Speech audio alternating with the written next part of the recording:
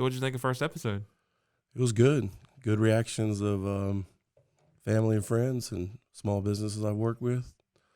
We got a lot to do to make it better, quicker. Yeah, but overall, I thought it was great. How about yourself? I thought it was good.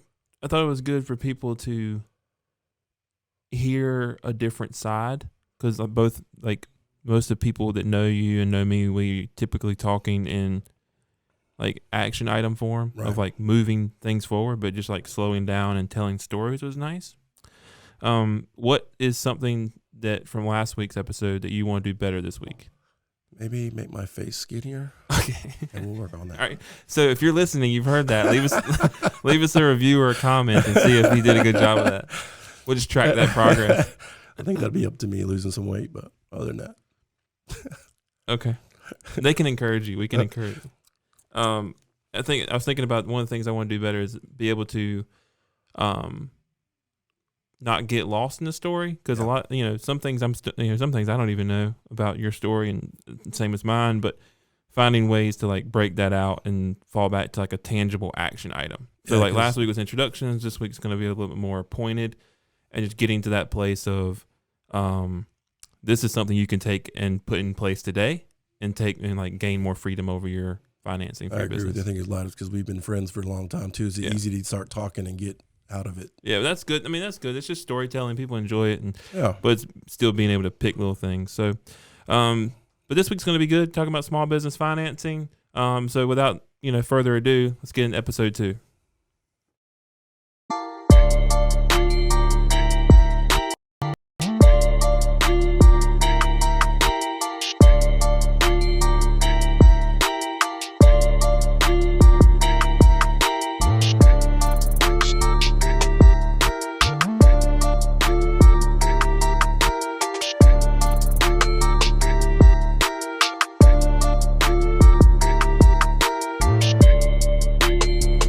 So this week we're going to be talking all about small business financing, and then how our I can't talk.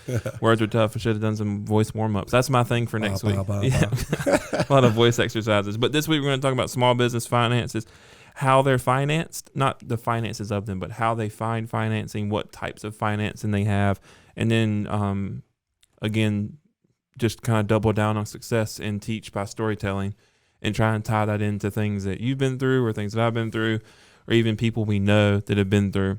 Yeah. So I wanted to kick off with like a broad question of how are small businesses financed? Just not looking at any particular type of industry, type of business, just a small business in general. How is it? What are the ways that you can be financed? Yeah. So a new business, you're looking at credit cards that you might personally already have that you're going to transition over, lines of credit, family. So that'd be like, those would be considered owner investments. Yeah, it'd be like a equity. Right. And then in some cases, debt. But in general, a company that's already running, maybe it's been in business for a couple of years, they usually can get bank financing. It's a little easier for them because they've been running a little long. But a brand new business, a lot of them rely on credit card or personal money that they've already saved, preparing for themselves for this. But that's the problem. Usually you prepare, and they need to prepare even worse, and it gets down. So usually the small business will own it, use their money at first, get it going, and then the banks will start loaning them money. So most of the young financing is capital for themselves, their own savings account, family, credit cards, lines of credit, which are pretty easy to get for basically anybody that's been, if you're living and worked at all. Yeah. And that's kind of how they get started from that point. And then you need to refine it. And so that would all be considered in the beginning. You kind of break that out, right? You have owner finance, which is like either savings or coming into it from another thing, or you're like with Rounders from we talked about last week in episode 1 about you used money from your day job to fund the capital for the upfront product to then sell at retail or above retail, whatever those rates were. And then you have credit cards, which is separate. This is money you have, like owner finance is money you have from somewhere else. Credit card is money you're expecting to get back to them pay. Yeah. And then, so what would be other like high level types of financing you could acquire? For new businesses, more of the line of credit, because you might be getting product, or even when people are selling inventory, you can get somebody to hold you for 60 days. give you the product. If your business is already in place, say we'll give you this product for 60 days, then you owe it to us on the back end with a fee. But most of the time for myself, I started off with my UPS money, just kept, saving. I had great credit and went into the bank to get a credit card for Agreeable Rounders. They told me no. And I'm like, why? I mean, what's the difference? It's still, it's still gonna be in my name, just different. And it's basically just another way the banks look at it. So sometimes just getting that business flowing yourself or with their personal credit card until they start to realize that you're doing well and they could give it back to you. But lines of credit, SBA, banks, depending on small community banks are bigger and better than maybe somewhere like First Citizens. Nothing against First Citizens. I've been going there since I was 15, but they're a little bit, community banks will look at you as more of a person, and they can make those answers in that little building instead of going out further and further into structure. So you added 2 more on there. You added just any type of small business loan, anything like that. But then you also added SBA, which is a whole nother level and a whole nother topic. Yes. That we can get into in a little bit. But then another aspect would be investors, finding outside investors into your idea or product. Yeah, in the beginning, it's in the very first part, you better have some kind of a background of, if you're going to look for investors, that sometimes mostly it become from family.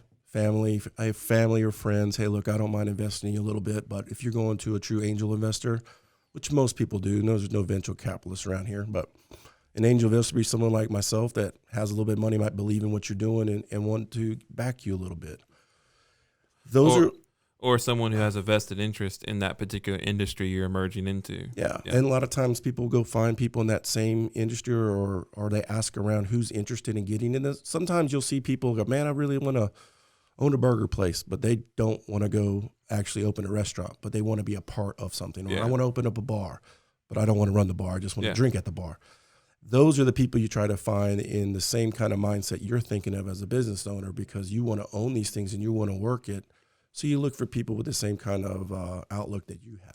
Yeah, and that's one of the things too about investors. Like, I wouldn't even consider investors in this like small business financing. They finance you in the beginning, but you should choose your investor based off the relationships they can open up for you. Yeah, and it's like that's a whole nother episode in itself, and we'll probably talk about it on other shows on this network. But finding money, like, I would treat investors, like, especially if you're having to give away a lot of equity for it, I wouldn't use that as like the high level for that, unless there's someone who's going to open doors. Like one of our clients, really heavy in the meat packing industry and meat processing industry. So every company he acquires or when he joins has something that can add to his existing book of business, whether it be a product that works well in those environments, or science that's going to change those environments, or things, or a business that's going to profit from advancements in that industry. Like, he sticks where he is, and that's really what he only invests in. Yeah. And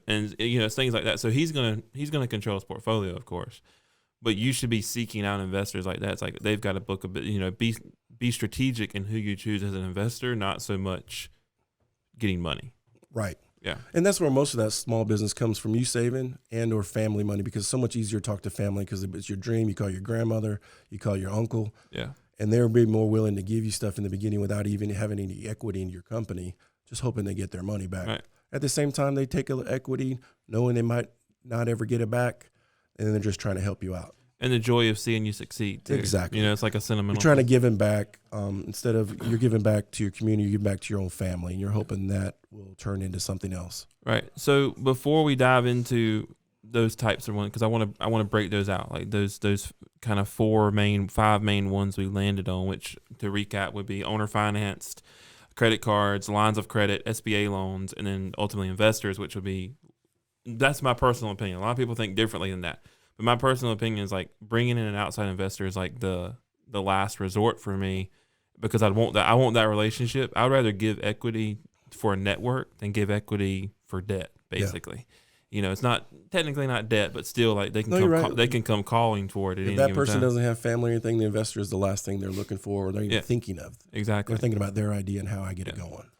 And but so those are the kind of like the 5 main areas, and I want to break those down so we can circle back to that. But before we do that, what would be the main reasons a business would be seeking financing? And for those listening and watching, like, when we're talking about financing, we're talking about someone who's looking for working capital, not someone who needs. I mean, it could be someone who needs a little money to pay payroll, but we're not looking for like fixing a problem. We're looking for financing a new part of your business, an entire new company, et cetera. It could be as much as inventory. Yeah. You need to expand. You want to strengthen your outlook for 90 days. It's because now you're down to 30 and you need a little extra cash to make sure it's all going to cash flow. Or maybe you picked up a big contract and that first initial money is basically you're just draw money for it and you don't get your profit to the end. Right. Your true profit comes at the very end when that's the last 20, 25% draw comes in. So a lot of people will get so many businesses and they start working, those employees are working, or however, if it's inventory related and or contract related, it takes time to get that money back. So you need additional funding to make it easier and for you to make money, because if you can't pay those certain things, you can't make it to the end. Right. And one that reminds me of a time when people seek finances when they're starting a new location. So like when you got into the burger place and y'all opened it, like you got in it and at the same time they're opening another location. Right. Like that's a time when bringing in an investor like yourself helps, because not only do you have a network that you know people are going to come to where you are because you've been in the bar and restaurant scene, like creating hype around them for so long, and people know you as that. You also have the financing to help fund, or is going to help that company fund into that new location. That's right. So it's kind of the same thing. It's like strategically picking the right investor to help with that is passionate, but also a network is going to give you what's there and funding for like a new location. Or if you're opening your first one, like you've found success online, and like one of our clients that sells like, they sell like clothing, like old clothing, vintage clothing. They found a lot of success for the size of their company online, and then they got a small storefront, so having an investor come alongside them or finance, I don't know if they got an investor or not, but having financing come alongside them to like upfront the upfit cost and things like that. Yeah. Or back to the agency too. If you're running an agency and you pick up a huge client that has a lot of ad spend, and you might have 60 days layover for that money to come back, you still have to pay Google, Facebook consistently days to catch that up. Or like they cancel. Or they cancel, or they don't pay, but you've already paid all this stuff going in. So well, we have that a lot with the event campaigns too. We like an event campaign will run, and it'll be a 30-day campaign, but technically the way their invoicing set up, depending on their partner or client relationship with us, connection. Yeah, it comes in 60 days later. Yeah, when they're like, but so their bill, but the advertising spend we had to pay, we're paying based off of a month. So yeah, you could be 60 days in on the very first day spending money, but you're not going to see it till the end. Right. So which type of financing would you, for something like that, if you're in, let's unpack that a little bit. Okay. If you're in the service-based industry, and let's not even think about ad spend. Let's think about just service-based in general. And you get half up front to start, or a deposit for materials or whatever, and then you've got to pay your employees. You're not going to get paid to the end, and it's a project just won't die, things like that. What type of financing of these that we've listed, obviously capital from an investor, like big lump sum sitting there, or draw for whenever, but let's take investor out of it. What type of financing options would you recommend to keep your operation running, knowing in the service-based industry, knowing that you've got to finish jobs to get paid? So what I do, my main focus is lines of credit and factor funding. And factor funding is your invoices. Right. So if you're got a new company or you're working with a big company, a lot of companies will factor that invoice. So you need lines of credit to pay your employees. And then you also want a factor funding, which is basically, I give you a $10,000 line, an invoice. This company will fund 85 to 90% of it that day. So now, even though that company still owes you $10,000, I'm going to give you $9,000 up front. And every week goes by, you're going to get a fee until that customer pays. But at least you're able to keep your business flowing. Right. So now you got your line of credit for your employees, and then you got your factor funding for your invoices if people take too long. Good thing is if people don't take too long, you get it back. You're not paying as much a fee. It's nice. The money's there, cash flowing your business completely. So I like to do two of those, especially in the construction business, staffing business, roofing business, any kind of, like you said, service-based where you have to do some work first. Line of credit with the factoring is amazing. And it's making sure your invoices correctly too. Like you can't just Well, you can. You can't write it up on an Excel spreadsheet. There's a little bit more that goes into it nowadays with the way the banking system works. You could do it with the touch of a button very quickly every day. And that's what I try to teach these guys and business owners. Like, if you do this, this is going to make your business run, and you can keep running without worrying about, oh my God, I can't pay cash flow this week. Right. And I can tell you from experience, when you know you might not be able to pay your employees, that is stressful. Yeah. And you don't want to take that home to your family, and you don't want to worry about your business. So you need. I can remember even when in photography back in the day, like the first business I did, service, I was still working full time and shooting photography on the weekends and stuff like that. And I remember I had paid my rent and I was getting paid from a wedding the next day. It was like a $3,000 wedding, I think. And this was several years ago. This is like 2010, 2011. So several $1,000s for a wedding was good money at the time. Yeah. Like, most people are still $3,000 now, and I was $3,000 6 or 7 years ago. And but I remember going shooting, and I'd always pay my second shooter $50 an hour, and so I had to pay this girl I was working with $500. Mm-hmm. This client hadn't paid me yet. They paid their deposit, but they hadn't paid the whole thing. I was like, and I did not have $500 in my pocket to pay. So it's a contractor, it's not an employer. Yeah. But like that whole day, I was just like, how do I work this to like get cash from these people? Yeah. And they paid half of the remaining balance, which was $2,500. They paid half of it in cash and half of it with a check. So I was able to do that. But like I was preparing all day to have that conversation of like, hey, yeah, especially at someone's wedding. I mean, this is before Venmo was really a thing. Like Venmo was catching on in bigger cities, but it wasn't a huge deal. And that Venmo is something so small, like it's so integral in our day to day. Like it's only been around for what, 3 years, 4 years, not even a ton of time. But that's not even having a group of 20 guys who have just worked 2 40-hour weeks. Yeah, and you don't have, but still that stress of that one day. The stress will take you down. So if you, I think we talked about this last episode, most of the people when they're doing this, they look for money when it's too late. Right. And when you're first funding your business and you start to get the cash flow and you already have it, it's a good time to start looking. Yeah. And there's certain things that will look, just because your business is 6 months, there's people out there now that will fund your business. It's just having that network to find them. And that's, we say the same thing with attention at the agency. It's like you should prepare, whatever you're doing, you should prepare for the attention that you're going to have in a year. Yeah. And it's the same thing with financing too. Like when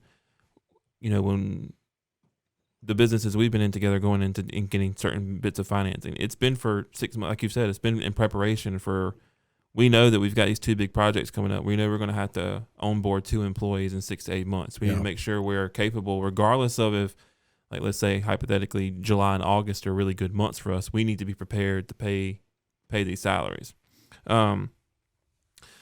But okay, so those are the 2 that you would recommend. You'd recommend lines of credit and factor funding, right? Okay. Now I've been on the opposite side of the investor for a while, and this episode at least. If you wanted to find someone and bring them in, and you're planning for something, you have proof of concept. Hey, we got this big contract. It's not starting until July, but it's going to be major.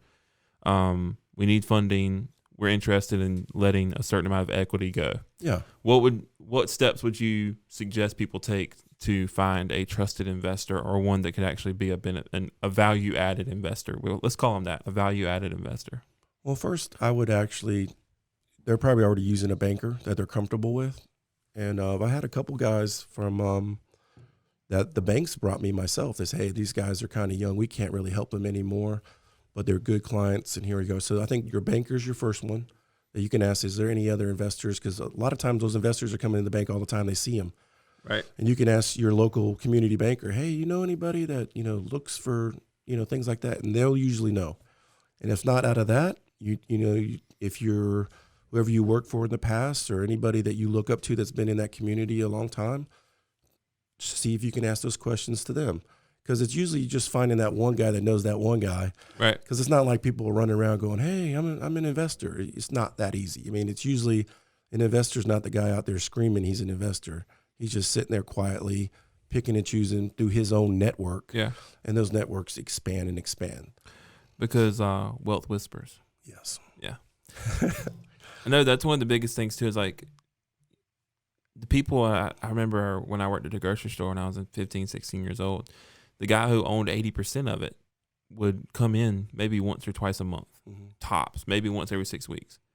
And everybody knew this fellow was wealthy, just by the way he acted and how he dressed, but very few people, I mean, even people who worked in the office at this place knew that this guy owned it. Yeah. They were all, I mean, the other guy owned 20%, he and his wife that ran it every day, day to day. And they were known as the owners publicly, everything, everywhere. But this guy was the actual majority owner. Yeah.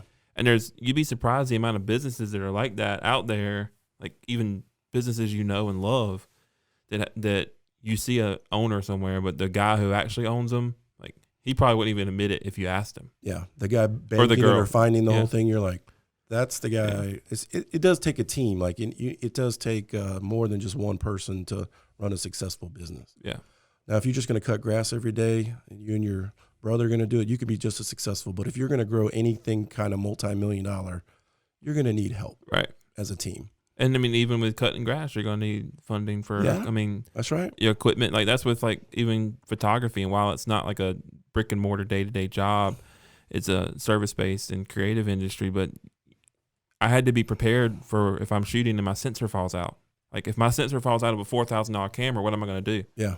And I've got $3,000 on the line. I'm 6 hours into a 12-hour day. I can't just say, "Oh, my camera broke. I'll see y'all later." You gotta. Same thing with I guess what's it called? Landscaping business, like you mentioned. You got to be prepared to go get another weed eater or go get another. Go get more plants if you rip some up. You got to be prepared to work on Saturday and Sunday because it rained all week. And that's another good one to have an investor, because sometimes the investor owns property in town or knows other people that own property in town. So going, getting to the part of your chamber of commerce and meeting certain people, and always leave yourself out there to introduce yourself to people, because you never know who you're going to run across. A lot of people, they just don't talk. Speak to people. Don't get all in their business, but just introduce yourself as you go along every day. Yeah. It's amazing who you'll run across. And what the worst thing can happen is they just look at you funny. That's right. You just got to get over that. Yeah. But if you're in business for yourself, you've gotten over that for the most part. There's I remember a fellow I knew. He's I would call him a serial entrepreneur. Mm-hmm. But when he was in college, he found out that the student housing place he was living at had a bid up for their landscaping, and he bid on it through another LLC that like one of his friends or something. Wasn't even a landscaping LLC. He just bid on it, and he beat everyone else's bid. Right. And he's like, so me and a couple of my buddies just got there at push mowers and cut it for like 6 months until they finally caught on to us. But he won this year-long contract just by so thinking about the landscaping, like it takes it back. And he had never cut grass professionally or done anything like that. And then another one I know, that's a whole other thing about like setting up recurring channels and things like that. But I remember him saying, he's like, "Yeah, I've been working all week and it was snow on the ground." I was like, what have you been doing? Like, I've always known, like, his business was grass cutting. Right. It's like, what have you been doing? He's like, "You think I make my money off grass cutting?" He's like, "No, I make my money off these lawn retainers." He's like, "And I literally go around to about 50 people's houses a week, and I'll go pick up sticks. Yeah. But they will see me in their yard to make sure that I'm still working on making their yard best." So which I thought that was like you said about working on Saturdays, Sundays, like no days off when you're in business for yourself. I know a lot of small, you're right. Those landscapers, most of them, it'd be better if you just say, "Look, I'm for $100. I'll make sure your yard's cut, once or twice a month. It doesn't matter what time of year it is, to keep your yard clean." Because then you have a consistency. I've got a buddy of mine now that owns a landscaping, and he is so slow for 4 or 5 months, and it just kills him. Yep. When if you could just say, "Look, just pay me this flat rate," even though you probably could make more on those, but it just extends you into those other months and makes it easier. Well, 25% of something's better than 40% of nothing. Yeah. So that's how you look at it. Or that's how I look at it with something like that. Well, next thing you're working for something, man, I don't want to go to work. But if you would have consistently set it up a little different, it would have just kept flowing. It wouldn't have those big downfalls.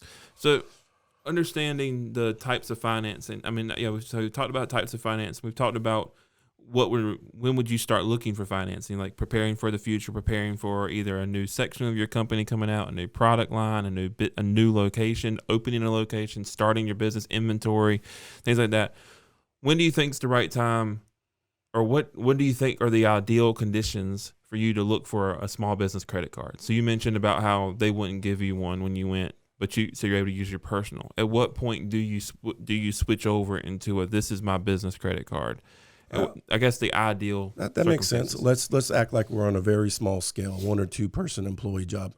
If you got to your recurring of money coming in, that doesn't mean you're making a profit. Let's just say you got cash flow of anywhere from $2,500 to $4,000 a month, and you consistently done that for a minimum of 3 months. Now you're showing that you have money flowing into your bank account. Mm-hmm. That's about the perfect time for you to reach out to a basic credit card, even if it's $500, because as soon as you prove to them, it'll get to $3,000, and then so forth and so forth.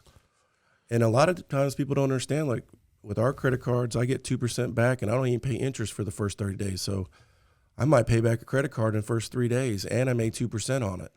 Now, of course, there's fees on the back end for using stuff, but in general, you can make a lot of extra money with your credit cards if you're paying them off quickly. Right. So credit cards can be very useful nowadays when it comes to cash flow and whatever you're doing. So it's thinking too about like basically how it works with you as a person. Like when you go get a loan or you go get a mortgage or you go get a credit card, anything like that, like they're going to ask you to see X amount of pay stubs, right, to make sure you can make the payment or know what they can lend you. Yeah. And what your line of credit would be or on your credit card. So it's the same thing, but just making sure revenue's generating. That's why I guess there's a whole episode about revenue versus profit, or revenue versus income, whatever you want to call it. Yeah.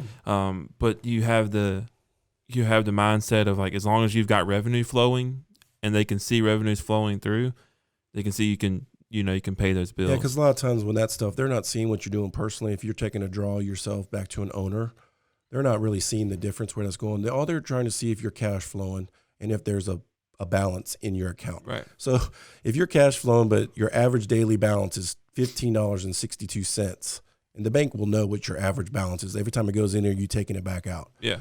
But if your average balance is $1,000 or $2,000, even though you were taking that recurring money kept going, that's what the bank likes to see.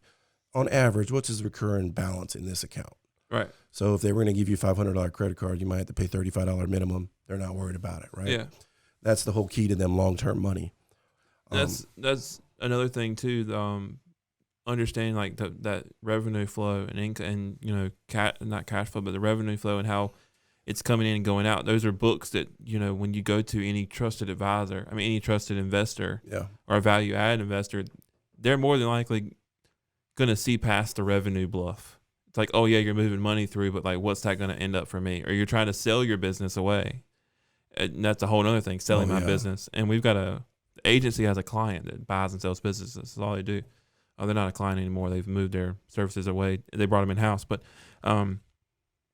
that's all they do is buy and sell businesses, and that would be something interesting to talk about. And even, Tony does that now too. Yeah. So, and he would love to come in and talk. I'd love to get Tony in here. That'd be great. Be a whole episode. But I think it's finding that kind of balance of figuring out a way to work. It's like understanding that, like, if you're going to advance your business in the future, if you plan to sell it, you've got to be able to build those books and not just show revenue. If you're going to really get a fair amount of financing, you've got to manage your books well so the bank can see that you manage your money well. So we're kind of seeing a trend here. Yeah, you got to make sure at those certain points, as an owner, if you're going to get into the selling part, you really need to lean down a lot to make it look even more and more profitable. Right. So let's circle back to the list of ways of financing. Okay. So owner financed, lines of credit, credit cards, SBA loans, and investors. Mm-hmm. SBA loans are something I don't have a lot of experience with, but again, I'm not the expert in the room. I'm just here talking. So what experience do you have with SBA loans? And then maybe like your best experience and worst experience. And then I might interrupt just to ask for like you to explain something to me and ultimately people listening so I can understand what you're saying. My best and worst is the same company. Okay. All right. Fair enough. So when I started the process, as I was learning all these things. Well, first of all, what is a SBA loan? It's basically a government-backed loan from the bank. Right. So the bank's going to get, if they can prove that this is going to be good for the community, it's going to grow that particular environment of business, the government's willing to back some of the bank's liability to it. Right. So there's guidelines, and if the company meets those guidelines, the government will back that loan as a kind of like a guarantee of that loan. Yeah. So it takes away some of the bank's liability towards me giving you $1 million. Right. And SBA is Small Business Association. Yeah. Yeah. Okay. Just for those who don't know. I mean, I know, you know. I didn't know. I just got this now. I just looked it up on Google. So in the beginning, you could do an SBA where you start off as a new business, and it takes a lot of work, you got to do your business plan. You got to break it down. It's a lot. And a lot of educated people do it all the time, and it can be successful and have a little bit good background. I work with people that are trying to get SBA loan because they've been in business. They've done really well, and they want to reduce their debt. They want a payment that's not set up to be paid every 6 months or every year. They want something that they look at 3 to 10 years down the road, and or 25 years as buying a building for their business. Right. So a couple of things there. You have SBA loan is something you have to prepare for. Mm-hmm. You have to really take time. It is that thing you're looking for in the future. Going to establish your company more, and the funding you're looking for is what you need to set yourself up right for years to come or something along those lines. Understanding that it's not the line of credit you pay off every 6 weeks, every 6 months, every year. It's not the thing you pay for every week with a lot of the lines of credit, the options out there. And it is something that is with you for 10 years. It can go anywhere from 3 to 5 to 7 to 10. Okay. Now, if it's a mortgage, you can go up to 25. But if you need just to fund your business equipment, reorganize your debt, which is the big thing. We were at one time, one of the companies, we were paying $26,000 a month in interest and fees. Wow. And by taking this one loan, it dropped it all the way down to $3,700. So if we're taking what you just said there, and we're kind of packaging it up before we move into your experience with them. SBA loan is a government-backed loan that's going to add benefit and value to the community you're in or the industry you're in. It's something you need to prepare for. The terms range anywhere from 3 to 7 years. And one of the main reasons people do it is to set their companies up for those 3 to 10 years, or to consolidate their debt into one payment. Right. And a lot of time people will do it all as one, and then you could get some of it as capital. But in general, they're not going to give it to you all as capital. Okay. They're going to want some kind of asset behind it, and or debt that's already been in place. And if you're in sorry to keep interrupting, but if you're in a service-based industry, a lot of times it can be hard to show that collateral back, because you may not own a building, you may not own property. That's right. It may be your mind and your hands that are keeping you there. But you also might have bought 3 trucks. One's in your mom's name, one's in your sister's name, and one's in your name, and they're being paid by the business. But all the insurance is run under here. Everything's under the business, but everybody else has helped you get it. And then you have all this other equipment. Now you could bring all that together under one house loan. Instead of paying 18, 24% interest a year, we can pay it at 6, 7% interest rate with a long term, which makes it a lot easier to, capitalize every month. And that's the big thing for SBA. It can really smooth your business out and stretch your bottom line for you every day after that. Because in the beginning, credit card companies, interest rate, factor funding, they want their money quickly. Yeah. They want it back. Even lines of credit at the bank, most of the time you got a year. I was in there the other day. My banker, Josh, told me that they got up to 3 years now. Because usually every year they're asking for every bit of your information just to make sure they leave it up, or they want you to pay it off, and then they'll give it back to you. So you can kind of get into a little swell. But a lot of people don't understand about SBA. The very first bad story I had was we had made a lot of transitions, a lot of buyouts, a lot of restructuring, and that structure was not in place when it came to the SBA to ask a question. Well, why is this guy's name on the equity? Oh, we bought that guy out. Okay, where's that paperwork? Hold on a minute. Here's that paperwork. Okay, where did he get paid? So it can just start running through your cash flow statements, to your equity, to your loans, or why is this company own the company, but he has loans here in this other company B also. So you have to clean your books up to the appropriate so it looks proper, but a lot of people don't think about it. Right. Why is your equity minus what other, and why is this loan out? Why is this loan out? Or why did you sell the business 4 times? Or why did you switch people? And you have to prove the fact that on this date, I paid this amount for equity, just cash, and I purchased this and bought them out then. So if your books are not totally clean, someone like me could clean your books up with your accountant. And sometimes the accountants, they're not worried about that. They're just going through your day to day and they hand it back to you. But if you go looking for an SBA loan, you better have your stuff really clean and see where all the money's going, who's owed, to the point. Have you done anything in your past that looks really bad?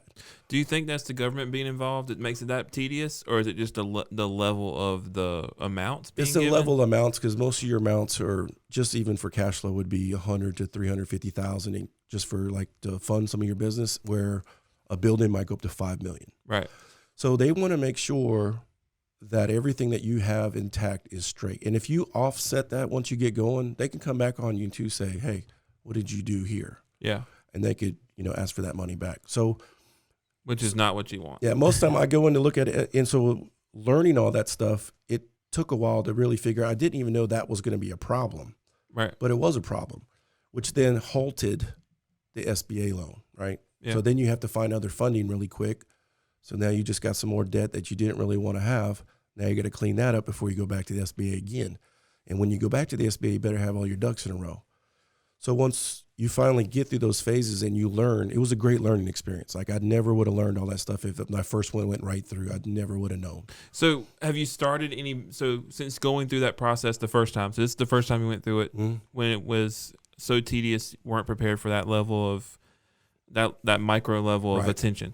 When you went through it again and or have started other businesses or joined other businesses there, has that taking you, has that changed your perspective when you come into a new business? When you come into a business, is it, let me see your books? Are you thinking with the mindset of SBA is not going to like this, so you immediately fix it? Or is it just being aware, consciously aware to address it should SBA be something on the horizon for you in the future? As soon as I see something that's wrong, then you need to be aware. Even as an investor, be like, okay, these are wrong. Yeah. And I've been in a couple companies, and they give me their balance sheet and a P&L, and I look down and go, that's wrong, that's wrong, that's wrong. And would you say that, so seeing that, going through that process with SBA, did it change your standards? It changed my standards, and it also taught me so much I didn't know. And most people don't know unless it's something that you do for a living, then you know what to look for. If I'm a small business and I'm looking for an SBA loan, I know I need it, and it's just me. I know I'm probably not ready for it because of the way I've ran my books. I admit this isn't what I do well. Who's someone who can help me with that? Are there consultants? Are there advisors who can help me get ready for that? Like every other test and application, like there's some sort of consultant.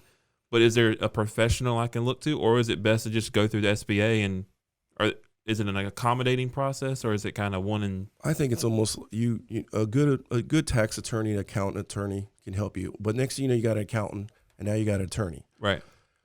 Well, if you already know that you're kind of messed up, someone like me could help you a lot quicker than going to these two guys that are going to charge you this, and that. Yeah. Or I can just look at it and go, these things need to be fixed. It can easily be fixed and taken care of. But there is people that can help, but it's not like you're not going to see a sign, hey, I can help you get an SBA loan. The bank will do it. And you can go through the process. I'm sure some of you that's listening to this have been through that process, and it's not fun. Yeah. It's not like the passport where people can help you get one in 3 weeks as opposed to 3 months. And then the banker, he's trying to do his regular job, and you keep coming in there bothering him. Right. Well, nowadays with technology, we get to the point that we can streamline this and get a SBA loan in 7 to 10 days, which is really fast. That is incredibly fast. Right. And some people do have their stuff together, but most small business owners, they don't know what they're doing. They succeed. Now they're in debt, but now they're stuck. So how long was the first time you went through it? What was that how long was that process? I think it was 11 months. 11 months, and you were rejected? Twice. And then the last time, same company, got it. Was it another 11 months, or was it 11 months total? 11 months total. Two rejections, and then learning, correcting the books. Yeah. Proving the books too. It's not like you're just, deducting minus. Yeah. And people don't understand in your books, it's all on there. There's journal entries, there's cash flow statements. You can't just go in there and lie without numbers. Don't lie. You can find what somebody did. Yeah. So it's kind of like going to forensic accounting, and you go, well, you could put this here, and they won't look at that as bad as it looks now. Right. So there's things you can do that that will help you get through that you never even thought about. And a good accountant could do it, and so will a tax attorney. But again, you'll never seen them two mesh before. Yeah. I haven't. I'll call my attorney. My attorney will call my accountant. I'm like, come on, you guys. Yeah. And so now I just, they're my backup. I Right. do it first. If I need them, then I go to them. Yeah, and if you're a lot of times, and depending on where you are in your business, if you're planning for something that you know you're going to need, like a large, because like you said, like it's not a $10,000, $5,000 loan. SBAs typically are Huge. Yeah, very large. And you're preparing for something like that. You know you're going to need it, if not sooner than later. You know, you don't want to be stacking on a ton of fees as well. And I'll be honest with you too. Most of the time, the lawyer you go see, he works for somebody. Yeah. The accountant you go see, he works for somebody. Right. Why not talk to somebody that actually is in the same kind of field and understands what you're going through day to day, and is not trying to just hourly fee you? And then you use your SBA money to pay for your attorney. That's right. Your attorney and your accountant. So I've been successful just being comfortable, letting people be comfortable with a normal guy. Hey man, can you help me out with this? Yeah. Show them. I've had it where I saw a customer a couple months ago, contractor. I literally looked at his book, said wrong. His bookkeeper sitting next to me. She goes, I said, no, that's wrong. And he took it to his accountant. And he said, this guy said this was wrong. And the accountant goes, yeah, that's wrong. He's like, why is it wrong? You're my accountant. Yeah. He goes, well, the bookkeeper put the stuff in. He just looks at the numbers. He puts it in. He doesn't go in there and fix your stuff. Right. And that was a big eye opener for that guy. He's like, holy crap. I mean, you told my bookkeeper to her face that she was wrong. Then I went to my accountant to see if you were right. Yeah. He said you were right. What the hell? Why do I pay these two people to do stuff and then they're both wrong? Yeah. So in that, I mean, that's something that's huge that people listening can benefit from. Is like, don't take, like, as entrepreneurs, which most business owners are, they hire people to do things they're not good at, so they can do what they're good at. Yeah. Or they can bring their vision to life. But if that person, how would they even know to think that? Is it just to have someone take a second look? Is it just to, are there tips that you can give that would help them see that? Because if you hadn't had that conversation, it could have kept going for God knows how long. And it will continue to go on. Yeah. And I don't say there's tips. It's something like, when people are good at something, you bring them in, it's amazing how they fix it. Yeah. Don't know how they fix it, don't know why, but they just do. Let's fix, yeah. So I think, just sharing and having somebody look at it from the outside. You got to remember that accountant still needs your job, right? He still wants you to pay him. Your bookkeeper still wants your job. I don't have a job with you. Yeah. It's like, I mean, I've got a couple friends and a couple colleagues, I guess would call them, that they can't afford our services with the agency, or they can't afford to hire someone, or don't need somebody like that, or they have hired somebody and they need that person to succeed. They don't want to spend any more money than what they're spending on that person. So they'll come to us and like, hey, can you please just help them? Like, can you just take a look at what everything's there and just send it to me and I'll give it as suggestions, So that same thing, like I guess the same thing will be there. If you build a network, if you think your books aren't right, if you think you need help, your bookkeeper needs help, and your bookkeeper, if it is owner finance and it's a small business or something like that, and you've got a family member helping or a friend helping for part-time or whatever late at night, and they need some help, it's nice to have someone look at that and help you. Well, I think too, Spence, small tips. A lot of people, once they hire you to do a job, I'm hiring you to be a bookkeeper. I'm not trying to worry about it anymore. Yeah. That's a problem. Right. You need someone that's overseeing those other things that are not, if it is an investor or somebody bigger, somebody with a financial responsibility to the company, that's the guy or lady needs to look at your stuff and go, this is it. Yeah. Because that other girl's not going to say that, or that other guy's not going to say it. They don't want to lose their job. They're not going to admit, You need somebody that looks at it and goes, that's perfect. You did a great job. Or you know what? That's wrong. So let's just put let's just put a bow on SBA loans. For SBA loans, these are people, this is not for your flip businesses. Mm-hmm. This is for a business you want to be in, you want to grow. It's a business you're going to add into you're going to add value. You're looking to be a part of the community it's not really community driven, but you need to be able to prove how you're going to. Understand it could take a while. It's not a quick fix, even though they have expedited the process significantly. It's probably best you speak with a trusted financial advisor or someone who at least has been through the process before and document it well, and then pursue the process as a whole. But understand it's not like a line of credit. It is for like your serious funding of a new venture. You've created a really good business, or you're about to start a brand new one and you want funding, that's great. But if you've started from the bottom and you worked your way up and now you need to consolidate things and make them smoother, that's the way to do it. Right. So we've talked about types of small business financing. We've talked about when you would need small business financing, what are the best times to truly start looking for it and preparing for it. Mm-hmm. And then we've also talked about lines of credit.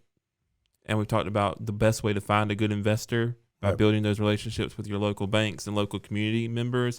We've talked about SBA loans, how they work.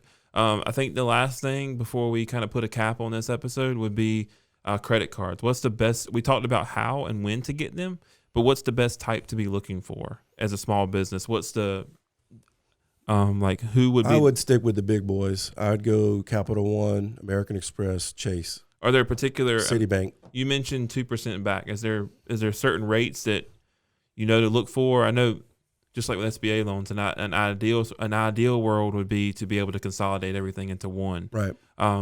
So I know there's a lot of them that have I know within the personal world they have no interest, but I think in the business world they do some of that, like some incentives as that as well. A lot of them, if you have the 30 days, like the Capital One right now is the best card that I've ever had. 2%. A buddy of mine runs the Greensboro region. So from a business owner, I could help them get that going. If I feel like they're going to say yes, right, I'll look at your numbers and they're going to tell you no, don't do it. Because you don't want to go after something you're not going to get a no for. You don't waste that time. You just want to wait, and then get it. So Capital One, Chase, American Express, Citibank, the local banks charge you a lot more, and they start charging you interest every day sometimes. Or these bigger guys, they want those fees. They want you charged every day because they're charging someone else. That's why people go, why'd I get 2% cash back? I said, because they charge the restaurant 3%. Yeah. I mean, it's just amount of money flowing through there all the time. And that's the difference. And then if you keep your cash flow right, you should always be paying that thing off where you never pay interest. Right. And there's also, finding what works for you best. Like if you have salespeople, like one of our clients, they have salespeople all throughout the U.S. Mm-hmm. So they're literally flying everywhere. So having like Delta Sky Club as a benefit and things like that, there's added value that works for you. But so basically sticking to the ones that are tried and true, and figuring out the one that has the best perks that are for you, and then also going after the one you can get. Don't waste your time. Yeah. Applying for others. I mean, if you're going to fly to Chicago every day from Raleigh on Southwest, get the Southwest credit card. Yeah. I mean, it's just going to be a lot easier for you. But that'd be a horrible flight. Flying into O'Hara every day. So those kind of things, it goes back. But if you're just going to have day-to-day business, I would say Capital One. All right. Well, Capital One, if you're listening. Shout out to Capital One. We're here and ready, yeah. So I think that's pretty good. And also at the end of the day, it gives us other things to talk about too if they have interest. Because I think each one of these topics we talked about, we could easily spend half an hour on. Yeah. Even more than what we did today, especially SBA, especially even credit cards too, like how to work knowing that you're going to need 10 people to have a copy of your credit card because you are running a landscaping business and you do need to put gas in 6 vehicles. You do need to buy oil for all the 2-stroke motors you run. So I think overall it's just a pretty good cap on understanding your financing options, when it's best to use, and then kind of some foreshadowing for episodes we'll bring in the next season. Sounds good. I appreciate it. Thank you for your time. Thank you for your time.